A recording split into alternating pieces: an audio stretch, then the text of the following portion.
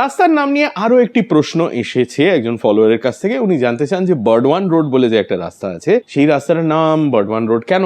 The answer is very simple, কারণ বর্ধমান মহারাজ এর palace রয়েছে সেই রাস্তার খুবই কাছে। প্যালেসের নাম হচ্ছে বিজয় মঞ্জিল।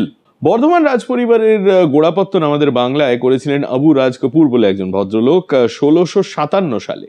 এই পরিবারেরই বংশধর হচ্ছেন বিজয়চন্দ মেহতাব, যিনি বর্ধমানের রাজা হয়েছিলেন 1888 সালে। আর তাঁরই তৈরি করানো এই বিজয় মঞ্জিল তৈরি হয়েছিল 1912 সালে, আর প্রচন্ড ভালো অবস্থায় আছে, কারণ মাঝে মধ্যেই সেটা বিয়ের জন্য ভাড়া দেওয়া হয়। So that is the story of Bardhaman road. কলকাতার অদ্ভুত অদ্ভুত রাস্তার নামের ব্যাপারে বা কলকাতার ইতিহাস, পুরনো বাড়ি ইত্যাদি ইত্যাদির ব্যাপারে যদি আপনার কোনো প্রশ্ন থাকে, সেই প্রশ্ন রেখে যান কমেন্টসে। আর কলকাতার ইতিহাস নিয়ে যদি আপনার জানার আরো ইচ্ছে থাকে, তাহলে ইনস্টাগ্রামে ফলো করুন আর ইউটিউবে সাবস্ক্রাইব করুন টু হাফ প্যান্ট হিস্ট্রি।